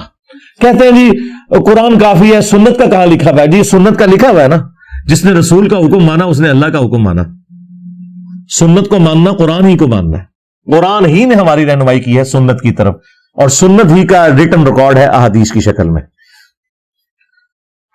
ریفرنس نمبر 6، یہ میں نے ترتیب بڑی انٹلیکچوئل رکھی ہے، یہ نہیں ہے کہ میں نے ایویں رینڈملی درجنوں آیات میں سے یہ 12 میں نے سلیکٹ کی، ان کو بھی پھر میں نے کئی گھنٹے لگا کے کہ ایک انٹلیکچوئل ترتیب بنے تاکہ مقدمہ پہنچے ربیع الاول شریف کے اس مہینے میں کہ ہمارے نبی علیہ السلام کی بعثت کا مقصد کیا ہے. سورۃ الاحزاب کی آیت نمبر 45 اور 46، سورۃ نمبر 33، یا ایھا النبی انا ارسلناک شاہدا ومبشرا ونذیرا. اے نبی صلی اللہ علیہ وآلہ وسلم، اعلیٰ حضرت نے اس کا ترجمہ کیا ہے اے غیب کی خبریں بتانے والے. بالکل صحیح ترجمہ ہے. نبی ہوتا ہی ہوا ہے جس کے پاس غیب کی خبر آتی ہے اللہ کی طرف سے. ہمارا جھگڑا یہ ہے کہ یہ کوئی کمپیٹنسی نہیں جو نبی حاصل کرتے ہیں، بلکہ اللہ وحی کے ذریعے بتاتا ہے. وما کان اللہ لیطلعکم علی الغیب، اللہ کی یہ شان نہیں کہ ہر ایک کو غیب پر اطلاع دے. ولکن اللہ یجتبی من رسلہ من یشاء، بلکہ اللہ اپنے رسولوں میں سے جسے چاہتا ہے اسے غیب کی خبر دیتا ہے. آپ اسے غیب کی خبر کہہ لیں، اسے علم غیب کہہ لیں، یہ ساری ٹرمنالوجیز درست ہیں، لیکن اللہ کے بتانے پر ہے. اے نبی صلی اللہ علیہ وآلہ وسلم، بے شک ہم نے آپ کو بھیجا گواہ بنا کر اور خوشخبری دینے والا اور ڈر سنانے والا. خوشخبری اہل ایمان کو جنت کی، اور ڈر جو ہے وہ فاسقین کو جہنم کا، اور شاہد گواہ.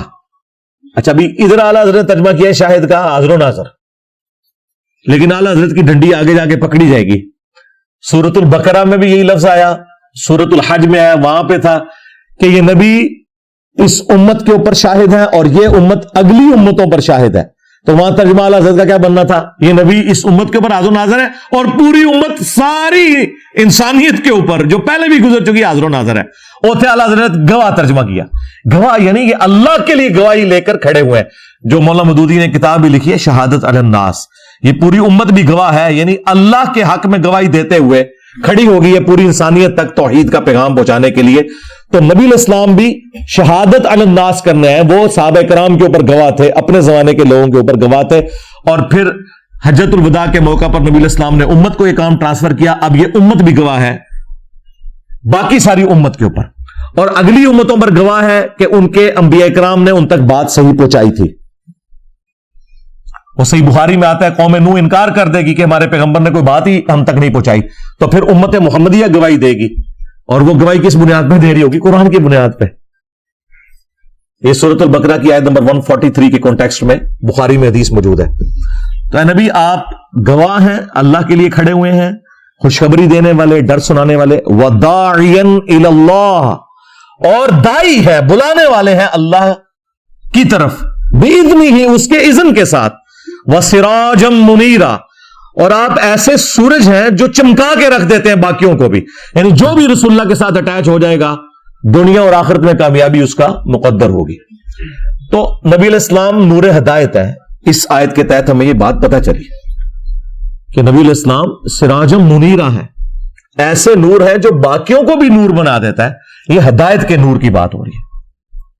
سورۃ المائدہ میں بھی ہے نا، قد جاءکم من اللہ نور و کتاب مبین، بے شک تمہارے پاس اللہ کی طرف سے ایک نور آیا اور ایک کتاب.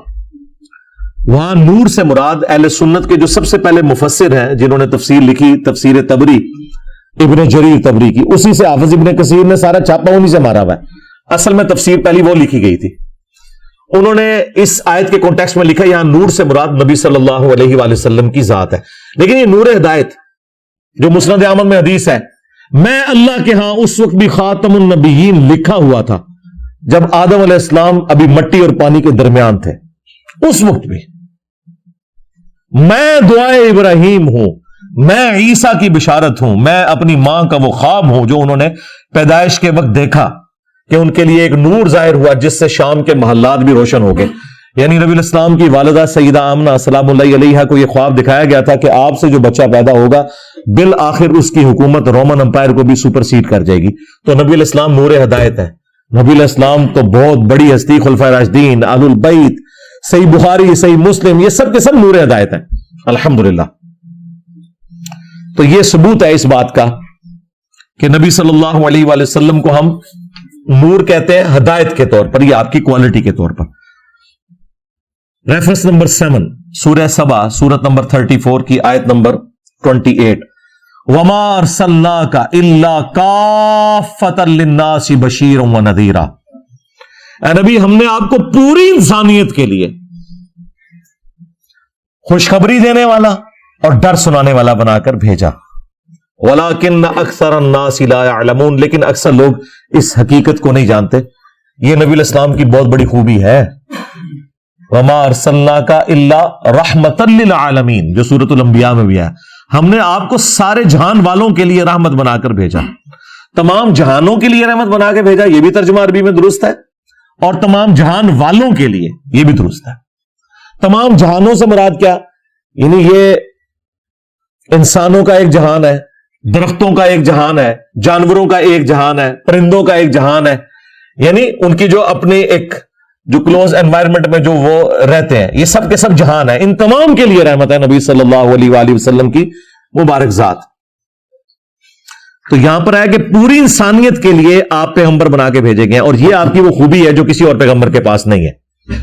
بخاری اور مسلم دونوں میں حدیث ہے، اللہ تعالیٰ نے مجھے 5 ایسی خوبیاں دی جو کسی پیغمبر کو نہیں دی. ان میں سے پہلی خوبی یہ کہ پوری زمین میرے لیے مسجد بنا دی گئی، سجدہ گاہ.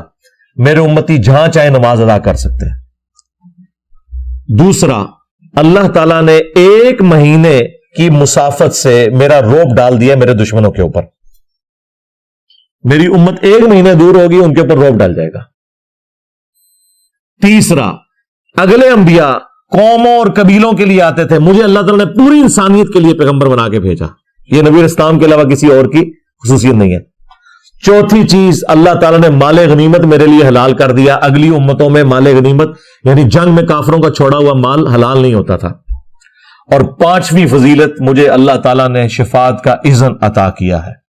اور مسلم شریف میں ایک 6ٹھی فضیلت بھی آئی ہے، اللہ تعالیٰ نے مجھ پہ ختم نبوت فرما دی ہے. وہاں پہ وہ لفظ خاتم کا آیا ہے، جو یہ قادیانی دجال دھوکہ دیتے ہیں نا کہ خاتم کا لفظ قرآن میں ہے، خاتم دکھائیں، تو خاتم بھی مسلم میں موجود ہے. نبی علیہ السلام نبوت کی مہر بھی ہے، سیل آف دا پروفٹ بھی ہیں، سٹیمپ آف دا پروفٹ بھی ہیں، اور رسولوں کے سلسلے کو ختم فرمانے والے بھی ہیں. اس کے لیے آپ میری ایک تفصیلی ویڈیو دیکھ لیں، قادیانیوں کو مسلمان بنانے والی ویڈیو، اس میں میں نے تفصیل کے ساتھ بیان کیا. ریفرنس نمبر 8 سورہ التوبہ سورت نمبر 9 کی آیت نمبر ہے 33. یہ سورہ صف میں بھی آئی ہے. وَالَّذِي أَرْسَلَ رَسُولَهُ بِالْهُدَى وَدِينِ الْحَقِّ، وہی اللہ ہے جس نے الہدا یعنی قرآن کے ساتھ اپنے نبی کو بھیجا، اور دین حق یعنی اسلام کے ساتھ. لِيُظْهِرَهُ عَلَى الدِّينِ كُلِّهِ، تاکہ تمام ادیان کے اوپر اس دین کو غالب کر دے. وَلَوْ كَرِهَ الْمُشْرِكُونَ، خواہ مشرک اس کا برا مان جائیں، اللہ تعالیٰ نے اپنے نبی کے اس دین کو غالب فرمانا ہے. اور دیکھیں چند سالوں کے اندر غالب کیا. بخاری مسلم میں حدیث ہے کہ عنقریب کیسر روم ختم ہو جائے گا، پھر قیامت تک کوئی کیسر نہیں ہوگا، کوئی رومن امپائر نہیں ہوگی. عنقریب پرشیا کی امپائر بھی ٹوٹ جائے گی، پھر قیامت تک کوئی کسرا نہیں ہوگا. اور دیکھیں اللہ تعالیٰ نے چند سالوں کے اندر خلفائے راشدین کے دور کے اندر دونوں سپر پاورز مسلمانوں کے قدموں میں ڈھیر کر دی، اور آپ کی پروفیسی پوری ہوئی ہے الحمدللہ.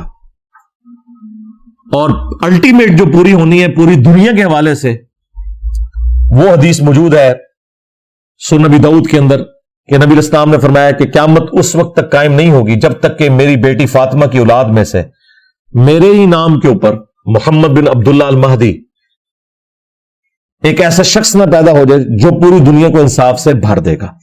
باقی امام مہدی کے اوپر میری تفصیلی ویڈیوز ہیں، وہ آپ دیکھ سکتے ہیں. ریفرنس نمبر 9 اور وہ آیت ہے ختم نبوت والی.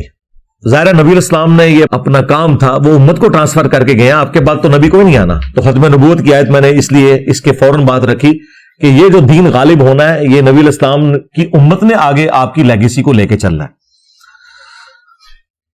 سورۃ الاحزاب سورت نمبر 33 آیت نمبر 40. ما کان محمد ابا احد من رجالکم ولکن رسول اللہ وخاتم النبیین. محمد صلی اللہ علیہ وآلہ وسلم تو مردوں میں سے کسی کے باپ نہیں ہے بلکہ وہ تو اللہ کے رسول ہیں اور خاتم النبیین ہے. وَكَانَ اللَّهُ بِكُلِّ شَيْءٍ عَلِيمًا اور اللہ تعالی سب کچھ جاننے والا ہے. اب یہ آیت اسپیسیفکلی تو اس کانٹیکسٹ میں تھی کہ حضرت زید ابن حارثہ چونکہ منہ بولے بیٹے تھے نبی علیہ السلام کے تو انہیں زید ابن محمد کہا جاتا تھا. تو اللہ تعالیٰ نے منع کر دیا کہ منہ بولا رشتہ کوئی نہیں ہے, آپ نے جو اوریجنل باپ ہے نا ان کی طرف انہیں منسوب کر کے زید ابن حارثہ کہیں. اور پھر اسی کانٹیکسٹ میں یہ آیت آئی کہ محمد تو مردوں میں سے کسی کے باپ ہی نہیں, یعنی آپ کے بارے میں اللہ تعالیٰ نے پروفیسی کر دی کہ آپ کا کوئی بیٹا جوانی کی عمر کو نہیں پہنچے گا. اچھا ساتھ ذکر کیا ولا کہ رسول اللہ و خاتم النبیین, بلکہ وہ تو اللہ کے رسول ہیں اور خاتم النبیین ہے. اس چیز کا اس سے کوئی تعلق ہے جبھی تو اس آیت کے اندر آیا نا کہ مردوں میں سے کسی کے باپ نہیں بلکہ وہ تو خاتم النبیین ہے. کیا مطلب کہ ان کا کوئی بیٹا مرد نہیں ہوگا, بچپن میں فوت ہو جائیں گے بچے. کیوں؟ وَلَٰكِن رسول اللہ و خاتم النبیین, چونکہ وہ اللہ کے رسول ہیں اور ایسے رسول کہ جو خاتم النبیین ہے. تو ختم نبوت کا تقاضا یہ ہے کہ آپ کا کوئی بیٹا جوانی کی عمر کو نہ پہنچے, ورنہ یہ اللہ تعالیٰ کی رحمت کا تقاضا تھا کہ اگر ابراہیم کا بیٹا پیغمبر ہے تو رسول اللہ کا بیٹا بھی پیغمبر ہونا چاہیے. تو اللہ تعالیٰ نے ان کے بیٹوں کو بچپن ہی میں موت دے دی کیونکہ آپ خاتم النبیین ہیں. اچھا یہ جو میں تشریح کر رہا ہوں نا, یہ تشریح بالکل فٹ ان بیٹھتی ہے صحیح بخاری میں ایک صحابی کے قول کے اندر. صحیح بخاری میں عبداللہ ابن ابی اوفا کا قول موجود ہے. یہ 86 ہجری میں فوت ہوئے, نبی الاسلام کے بعد 75 ایئرز تک زندہ رہے.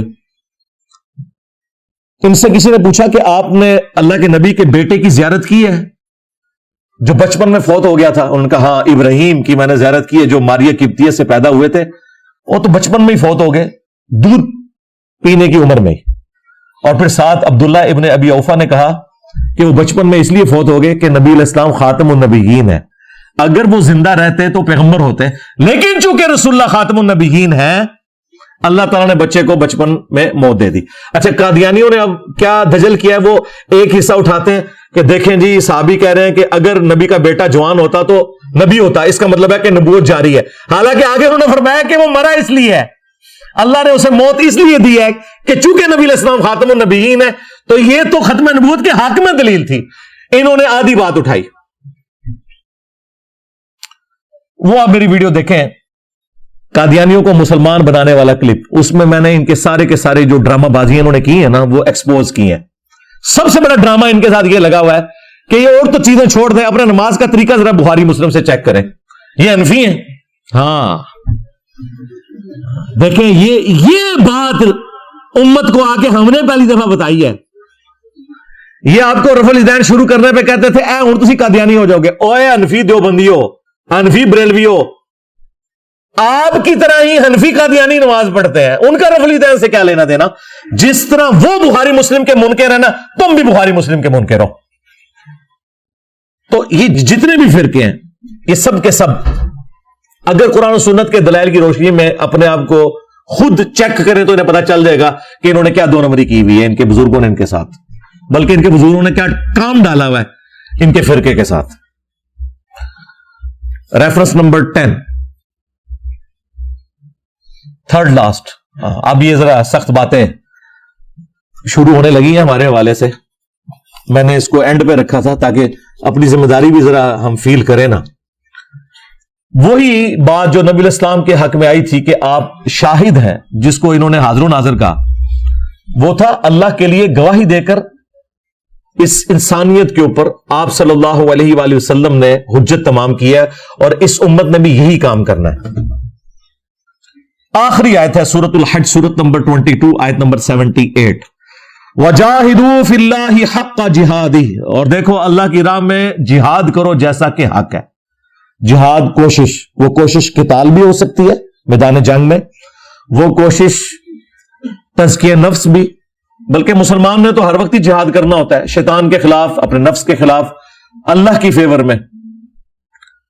وَاجْتَبَاكُمْ، اس نے تمہیں چن لیا ہے اے امت محمدیہ صلی اللہ علیہ وآلہ وسلم۔ وَمَا جَعَلَ عَلَيْكُمْ فِي الدِّينِ مِنْ حَرَج، اور تمہارے دین میں کوئی تنگی نہیں رکھی کسی بھی حوالے سے، یہ بالکل نیچر کے اوپر دین ہے۔ ملت ابیکم ابراہیم، پیروی کرو اس دین کی جو تمہارے باپ ابراہیم کی ملت ہے۔ ہوا سماکم المسلمین، جنہوں نے تمہارا نام مسلم رکھا تھا، من قبل وفی ھذا، اس قرآن کے نزول سے پہلے اور اس کتاب میں اللہ نے بھی تمہارا نام مسلم رکھ دیا۔ کس لیے؟ لیکون الرسول شہیدا علیکم، تاکہ یہ رسول تم پر گواہ ہو۔ یہاں پہ اعلیٰ حضرت نے ترجمہ حاضر و ناظر نہیں کیا، گواہ کر دیا، کیونکہ آگے امت کو بھی حاضر و ناظر ماننا پڑنا تھا۔ وَتَكُونُوا شُهَدَاءَ عَلَى النَّاسِ، اور تم لوگوں پر اللہ کے لیے گواہی دیتے ہوئے کھڑے ہو جاؤ، اور تم لوگوں پر حاضر و ناظر۔ ہاں، اسی میں کہتا ہوں ترجمہ آپ کسی کا بھی پڑھ لیں، ڈنڈی جہاں اس نے ماری ہے وہ پکڑی جائے گی، خود اپنے ترجمے میں اس کی ڈنڈی پکڑی جائے گی۔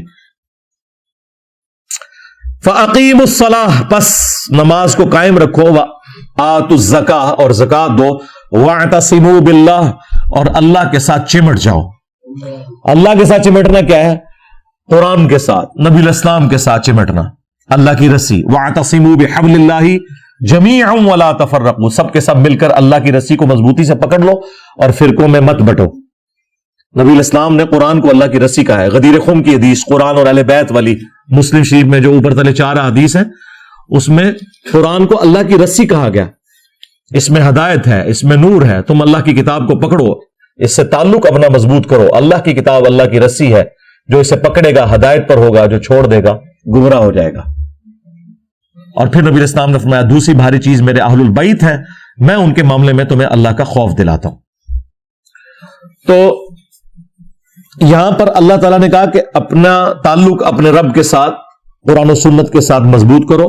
ہوا مولاکم، وہی تمہارا پش پناہ ہے، تمہارا مولا ہے۔ فنعم المولا ونعم النصیر، تو کیا ہی اچھا مولا ہے اور کیا ہی اچھا وہ مددگار ہے۔ اللہ سے بڑھ کے کون ہو سکتا ہے؟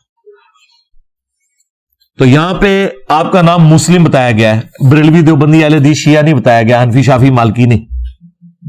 وہ کہتا نہیں جی مسلمان ہی ہے نا سرکار، آپ کسی بھی بریلوی دیوبندی اہل حدیث شیعہ کی مسجد میں جائیں اور وہ آپ سے پوچھے کہ آپ کون ہیں اور آپ جواب میں کہیں کہ میں مسلم ہوں، تو وہ آگے سے آپ کو لازمن کہے گا میں کافر ہوں۔ یہ وہ جو چڑ جاتا ہے، یہی اشارہ ہے کہ یہ مسلم نام سے چڑھتے ہیں۔ اچھا اگر کافر نہیں ہو تو کسی مسجد میں مسلم کیوں نہیں لکھتے ہو؟ اپنے تو سارے بابے سال لگائے ہوئے ہیں، حنفی دیوبندی، اہل سنت والجماعت حنفی دیوبندی، اہل سنت والجماعت حنفی بریلوی، بلکہ وہ ول وہ لکھتے ہیں اور یہ واؤ کے ساتھ لکھتے ہیں، وہ کہتے ہیں انہوں نے ول پہ ہے، جو بندیاں نے ول پہ آ جائے تو بغیر ول والا جڑا جی نا وہ بریلوی لکھتے جی۔ مسلم کیوں نہیں لکھتے؟ بخاری مسلم میں حدیث ہے کہ قرب قیامت میں جب دجال نکلے گا اور عیسیٰ ابن مریم کے ساتھ مل کر مسلمان قتال کریں گے اس کے خلاف، تو اگر کوئی یہودی میدان جنگ میں کسی درخت یا پتھر کے پیچھے بھی چھپا ہوگا نا، تو درخت اور پتھر بھی بول اٹھے گا اور کہے گا اے مسلم، میرے پیچھے یہودی ہے، اسے قتل کرتے ہیں۔ یعنی عام حالت میں نہیں قتل کرنا، یعنی میدان جنگ کی بات ہو رہی ہے۔ وہاں پہ الفاظ ہیں یا مسلم، ایھا المسلم، یا بریلوی یا دیوبندی یا اہل حدیث یا شیعہ نہیں ہے، ہاں سوائے ایک غرقت کا درخت نبی الاسلام نے کہا وہ پناہ دے گا، جس کی کاشت اسرائیل میں کثرت کے ساتھ کی ہے انہوں نے، بڑا گھنا قسم کا درخت ہوتا ہے، ایک جھاڑی ہے درخت نما، وہ پناہ دے گا، وہ یہودیوں کا درخت ہے۔ تو بس اس وقت کا انتظار کریں، اور اس وقت اگر آپ کو مسلم کی صدا آئی اور آپ نے پیچھے مڑ کے نہ دیکھا، یہ سمجھتے ہوئے کہ کوئی انجینئر صاحب کا اسٹوڈنٹ ہی نہ پکار رہا ہو، تو بدبختی کی موت ہی مر جائیں گے۔ آج سے ہی تیاری شروع کر دیں۔ ریفرنس نمبر 11 سورہ التوبہ सूरत नंबर 9 की आयत नंबर 24। ये तो हमारे उस्ताद डॉक्टर इसरार साहब जिस तरीके से बयान करते थे वो उनका खासा था। वो डॉक्टर इसरार साहब तो कुरान फिर इस तरह बयान करते थे जिस तरह कुरान नाजिल हुआ है। कुरान उस तरह नहीं नाजिल हुआ जिस तरह तारिक जमीर साहब या गामदी साहब बोलते हैं। कुरान उस तरह नाजिल हुआ है जिस तरह डॉक्टर इसरार साहब बयान करते हैं। और नबी इस्लाम भी इसी तरह बयान करते थे। सही मुस्लिम में हदीस है कि जब नबी सल्लल्लाहु अलैहि वसल्लम मिंबर पर चढ़ते तो आपकी आंखें सुर्ख हो जाती, आवाज बुलंद हो जाती, गुस्से में इजाफा हो जाता, जैसा कि कोई जर्नैल अपनी फौज को तैयार कर रहा हो। तो ये आंखें सुर्ख होना, आवाज का बुलंद होना और गुस्से में इजाफा होना एग्रेसिव स्टाइल में, ये चीज थी जिसने सहाबा किराम में बिजली भरी थी। और ये आयत तो फिर वो डॉक्टर सार साहब जिस तरीके से बयान करते थे। आयत नंबर 12 24 नंबर सूरह अत-तौबा आयत नंबर 24। कुल इन काना आबाउकुम, ऐ नबी इनसे खोल कर ये बात इरशाद फरमा दो कि अगर तुम्हारे बाप व अबनाउकुम, और तुम्हारे बेटे यानी तुम्हारी औलाद, व इख्वानुकुम, और तुम्हारे भाई, व अज़वाजुकुम, और तुम्हारी औरतें, व अशीरतुकुम, और तुम्हारा सारे का सारा कुंबा, व अमवालु निक़तरफ़्तुमूहा, और तुम्हारे कमाई के माल, व तिजारतुन तख़शौन कसादहा, और वो तिजारत जिसके मांद पड़ जाने का हर वक्त तुम्हें खदशा लगा रहता है, व मसाकिनु तरदौनहा, और वो घर जो तुम्हारे पसंदीदा हैं। ये 8 चीजें गिनवाई हैं दुनिया की। अगर इन 8 चीजों की मोहब्बत अहब्बा इलैकुम, अगर ये चीजें तुम्हें ज्यादा महबूब हो जाएं, मिनल्लाहि व रसूलिही व जिहादिन फी सबीली, अल्लाह से और उसके रसूल से और अल्लाह की राह में जिहाद करने से, फतरब्बसू, तो फिर इंतजार करना, हत्ता याती अल्लाहु बि अमरी, यहां तक कि अल्लाह ताला का हुक्म अजाब तुम पर आ पहुंचे। वल्लाहु ला यहदिल कौमल फासिकीन, और अल्लाह ताला फासिक लोगों को हिदायत नहीं देता। बल्कि डॉक्टर सरार साहब जब बोलते थे ना तो साथ कहते थे फतरब्बसू, तो तबाह हो जाओ, हत्ता याती अल्लाहु बि अमरी, यहां तक कि अल्लाह ताला का हुक्म अजाब आ पहुंचे, इंतजार करो। अल्लाह अकबर। ये आयत है जी जिसमें अल्लाह ताला ने दुनिया की 8 चीजें गिनवाई हैं और कहा है कि ये ज़ाहिर एक सिंबल के तौर पर है, इस सारी चीजें इसी कैटेगरी में फॉल करती हैं। अगर इनकी मोहब्बत अल्लाह रसूल से बढ़ जाए, अल्लाह की राह में जिहाद से बढ़ जाए, तो फिर फारिग हो। सूरह अल-अहज़ाब के स्टार्ट में अल्लाह ताला ने फरमाया अन्नबिय्यु औला बिल मुमिनीना मिन अनफुसिहिम व अज़वाजुहु उम्महातुहुम, नबी मोमिनीन की जानों से बढ़कर उन पर हक रखते हैं और नबी की बीवियां उम्मत की माएं, यानी हमारी जान से भी बढ़कर हम पर जिसका हक है ना, वो शख्सियत है जिसकी कब्र मदीने में है, जो हमारे रूहानी बाप हैं, क्योंकि उनकी बीवियां उम्मत की माएं हैं। बुखारी और मुस्लिम दोनों में हदीस है, उस शख्स ने ईमान की हिलावत चख ली जिसमें 3 निशानियां हैं। नंबर 1, अल्लाह और उसका रसूल उसे पूरी दुनिया में हर चीज से बढ़कर महबूब हो जाए। नंबर 2, दोस्ती और दुश्मनी का मयार अल्लाह की जात। और नंबर 3, कुफर की तरफ लौटाया जाना उसके लिए इतना ही मुश्किल हो जाए जितना जिंदा आग में जलना, यानी वो जिंदा आग में जलने के लिए तैयार हो जाए लेकिन अपना दीन ना छोड़े, तो फिर उसे ईमान की मिठास मिल जाएगी। फिर बुखारी और मुस्लिम दोनों में हदीस है, तुम में से कोई शख्स उस वक्त तक मोमिन ही नहीं हो सकता जब तक कि मैं उसे उसके मां बाप, औलाद, सब लोगों से बढ़कर अजीज ना हो जाओ। तो ये नबी रसूल क्या बता रहे थे? नबी रसूल ये बता रहे थे कि मां बाप ते शाही कोई नहीं, बाबे ते शाही कोई नहीं, जहां मेरी बात आ जाए। हाँ, यही बात है ना। यहां जनाब माएं कहती है मैं दूध नहीं बख्शांगी जे तू दाढ़ी रख लेते। हाँ, तो ऐसे मां बाप को फिर यही बताना चाहिए ना कि मेरे नबी सा है ही कोई नहीं, अम्मा अब्बा जी तुसी ते शाही कोई नहीं। क्योंकि मेरे नबी के मुकाबले में खड़े हो गए, और ये सबसे हल्का जुमला जो हम बोल सकते हैं। अदरवाइज तो इनको कहना चाहिए कि अपने ईमान की फिक्र करो, तुम खुद भी मुसलमान रहे हो कि नहीं, बगावत पे उतर के। اور پھر صحیح بخاری میں ایک حدیث ہے، نبی الاسلام اور سیدنا عمر ایک دفعہ ہاتھ میں ہاتھ ڈال کے چال قدمی کر رہے تھے، تو حضرت عمر نے دیکھا نبی الاسلام نے اتنی شفقت کی ہے، تو تھوڑے فرینک ہوئے، ان کا یا رسول اللہ پوری دنیا میں سب سے بڑھ کر آپ مجھے محبوب ہیں سوائے میری جان کے۔ اچھا وہ سمجھ رہے تھے میں نے بہت کارنامہ کر دیا، ہاں نبی الاسلام نے فرمایا نہیں بلکہ تیری جان سے بھی بڑھ کر۔ تو ان کا یا رسول اللہ ہاں آپ مجھے میری جان سے بھی بڑھ کر عزیز ہیں۔ پھر آپ نے فرمایا اب تیرا ایمان مکمل ہوا ہے۔ اچھا انہوں نے سچ بولا، انسان کو اپنی جان سے آگے تو کوئی چیز نہیں ہوتی، لیکن نبی علیہ السلام کے سامنے سچ بولنے کی برکت یہ ظاہر ہوئی کہ آپ علیہ السلام نے اس بات کو کھول دیا کہ بھائی یہ بھی ایمان مکمل نہیں ہے جب تک کہ اپنی جان سے بھی بڑھ کر مجھے عزیز نہیں سمجھو گے۔ اور اس کا مطلب قطعاً یہ نہیں ہے کہ آپ نے لبیک یا رسول اللہ کے نعرے ہی لگانے ہیں خالی، اور عمل کوئی نہیں کرنا، ختم نبوت کا نام لینا ہے اور چلانی ہے جو اپنی کاز اینٹی قادیانی کاز چلانی ہے، اینٹی چشتی رسول اللہ، اینٹی تھانوی رسول اللہ بات ہی نہیں کرنی کیونکہ اس میں اپنے فرقے خلاف ہو جائیں گے۔ تو یہ ختم نبوت کا کام نہیں ہو رہا، یہ اینٹی قادیانی کام ہے۔ ختم نبوت یہ ہے کہ خواہ غلام احمد قادیانی دجال ہو یا کوئی اور دجال ہو، وہ کسی بھی فرقے کا بزرگ ہو، جس نے ختم نبوت کے اوپر ڈاکہ مارا ہے، سب کو ایک ہی کٹہرے میں لا کر کھڑا کیا جائے۔ آخری ریفرنس نمبر 12، آپ گیس کریں کہ آخری ریفرنس کیا ہو سکتا ہے؟ اس کے بعد تو کسی کی گنجائش ہی نہیں تھی، تو یقیناً یہ 11واں ریفرنس ہی آخری تھا۔ یہ جو 12واں ریفرنس ہے، جو اللہ کے محبوب علیہ السلام کا احسان ہے اس امت کے اوپر، اس کے کانٹیکسٹ میں اللہ تعالیٰ نے امت کے اوپر ایک چیز فرض کر دی ہے۔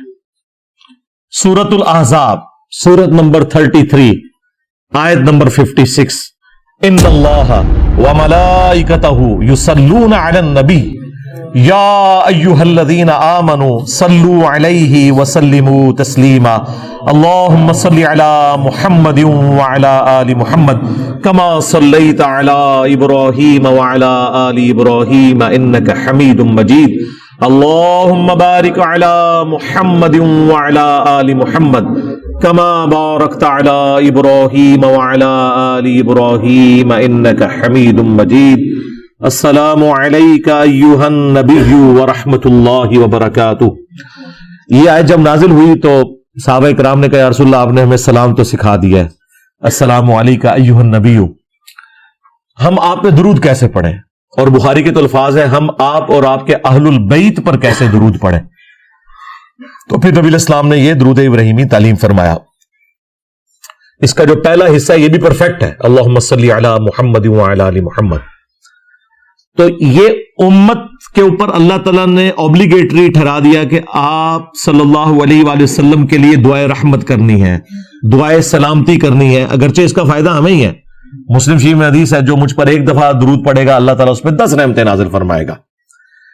اور درود شریف کے فضائل میں تو میری پوری مجلس ہے 5 گھنٹے کی، آپ وہ دیکھ لیں، درود شریف سے متعلق 50 کوسچنز وہاں پہ تفصیل کے ساتھ مل جائے گی۔ بہرحال اس آیت میں امت کو یہ تعلیم کیا گیا ہے کہ جس نبی کا یہ آپ پر احسان ہے، جس نبی کو اللہ تعالیٰ نے ذریعہ بنایا آپ کی ہدایت کا، آپ نے ان کے لیے دعا کرنی ہے۔ اس لیے ہم دیکھیں ہماری نماز اسی چیز کے ساتھ جڑی ہوئی ہے، ہم نماز میں بھی درود شریف پڑھتے ہیں، آگے پیچھے بھی، مسجد میں جاتے وقت بھی درود شریف ہے، اور درود شریف کو اپنا حرز جاں بنانا ایک مومن کی نشانی ہے، الحمدللہ۔ باقی نبی علیہ السلام کو ہماری دعاؤں کی کوئی ضرورت نہیں ہے۔ وَرَفَعْنَا لَكَ ذِكْرَكَ، اے نبی ہم نے آپ کے لیے آپ کے ذکر کو بلند کر دیا۔ دنیا میں جہاں کہیں بھی اللہ کا نام لیا جاتا ہے، اذان کے اندر یا نماز میں، تو ساتھ رسول اللہ کا بھی نام مبارک ذکر ہوتا ہے۔ اشہد ان لا الہ الا اللہ تو اشہد ان محمد رسول اللہ، یہ ساتھ ہی ذکر ہوتا ہے۔ وَلَلْآخِرَةُ خَيْرٌ لَكَ مِنَ الْأُولَى، اے نبی آپ کا ہر آنے والا لمحہ گزرے ہوئے لمحے سے بہتر ہوگا۔ اس وقت نبی علیہ السلام کی جو زندگی ہے اللہ کی جنت میں، وہ اس زندگی سے بہتر ہے جو آپ دنیا میں گزار کے گئے ہیں، اور آپ کی قیامت کے دن کی زندگی اس برزخ کی زندگی سے بہتر ہوگی۔ ہر لمحے درود شریف جو اللہ بھیج رہا ہے اور اس کے فرشتے بھیج رہے ہیں، بے شک اللہ اور اس کے فرشتے درود بھیجتے ہیں نبی صلی اللہ علیہ وآلہ وسلم پر، تو نبی علیہ السلام کی تو شان ہر وقت بلند ہو رہی ہے. اللہ کا درود بھیجنا یہ ہے کہ اللہ تعالیٰ کسی کو نہیں کہتا, اللہ تو خود شان بلند کر دیتا ہے. یہ تو فرشتے یا ہم ہیں جو ہم کہتے ہیں اللہم صلی علی محمد, اے اللہ تو محمد صلی اللہ علیہ وآلہ وسلم پر رحمت نازل فرما. اللہ کو تو کسی کو کہنے کی ضرورت نہیں ہے. اللہ کا درود یہ ہے کہ اللہ تعالیٰ کہتا ہے میں نے اپنے نبی پر اتنی رحمتیں کی, میں نے اپنے نبی کے اتنے درجات بلند کیے. اللہ کو تو کسی کو کہنے کی ضرورت ہی نہیں ہے. تو یہ نبی صلی اللہ علیہ وآلہ وسلم کی خوبی ہے کہ آپ کا ہر آنے والا لمحہ گزرے ہوئے سے بہتر ہے. وَلَسَوْفَ يُعْطِيكَ رَبُّكَ فَتَرْضَىٰ, اور اے نبی وہ دن بھی آنے والا ہے ہم آپ کو اتنا دیں گے کہ آپ اپنے رب سے راضی ہو جائیں گے, اور وہ دن ہے قیامت کا دن. ہاں وہ صحیح مسلم میں حدیث ہے کہ نبی اسلام ایک دفعہ بیٹھے ہوئے رو رہے تھے تو حضرت جبرائیل علیہ السلام کو اللہ تعالیٰ نے بھیجا اور کہا کہ ہمارے محبوب کو سلام کہو کہ پوچھو کیوں رو رہے ہو. تو نبی علیہ السلام نے کہا میری امت میری امت. تو اللہ تعالیٰ نے پیغام بھجوایا کہ انہیں سلام کہو اور کہو کہ ہم آپ کی امت کے معاملے میں آپ کو قیامت والے دن رسوا نہیں کریں گے. تو یہ شفاعت ملنی ہے. عسیٰ ان یبعثک ربک مقاما محمودا, ان قریب وہ وقت آنے والا ہے کہ ہم تمہیں ایسے مقام پر فائز کریں گے اے نبی جہاں ہر شخص تمہاری تعریف کر رہا ہوگا. مقام محمود وہ مقام جہاں پر جو بندہ فائز ہے اس کی تعریف کی جائے. نبی اسلام کے لیے وہ مقام محمود ہے. اور بخاری مسلم میں تفصیلی حدیث ہے کہ تمام انبیاء سے ہو کر اینڈ پہ نبی اسلام کے پاس لوگ آئیں گے اور آپ کی دعا کی برکت سے شفاعت کا دروازہ کھلے گا. اور پھر جب شفاعت کا دروازہ کھلے گا پھر باقی انبیاء بھی شفاعت کریں گے, اللہ کے نیک بندے بھی شفاعت کریں گے, فرشتے بھی شفاعت کریں گے. لیکن نیک بندے وہ جنہوں نے اللہ کی عبادت کی ہوگی, جنہوں نے اپنی عبادت کروائی ہے اور گئے. ہاں دنیا سے میری زبان تو گئے, آخرت اللہ دے عذاب وچ گئے. ہاں جنہوں نے کمٹمنٹ کے ساتھ زندگی گزاری ہے وہ شفاعت کریں گے, اس میں کوئی شک نہیں ہے. لیکن دروازہ نبی الاسلام کی مبارک دعا پہ کھلے گا.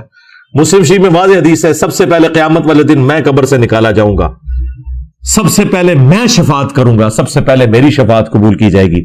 اور مسلم شریف میں ایک اور حدیث ہے سب سے پہلے میں جنت کا دروازہ کھٹکھٹاؤں گا اور داروغہ جنت پوچھیں گے کون, میں کہوں گا محمد. تو وہ کہیں گے کہ مجھے حکم بھی یہی تھا کہ آپ کے نام کے اوپر دروازہ کھلے گا صلی اللہ علیہ وآلہ وسلم. تو نبی الاسلام کو کسی چیز کی ضرورت نہیں. انا اعطیناک الکوثر, اے نبی ہم نے آپ کو ہر معاملے میں خیر کثیر عطا فرمائی ہے. آپ کی اولاد بھی کثرت سے, آپ کی شانیں بھی کثرت سے, آپ کی امت بھی کثرت سے. بخاری مسلم میں حدیث ہے کہ جنتیوں کا نصف میری امت سے ہوگا, آدھے جنتی میری امت سے ہوں گے. تو ہر معاملے میں اللہ تعالیٰ نے خیر کثیر عطا فرمائی ہے.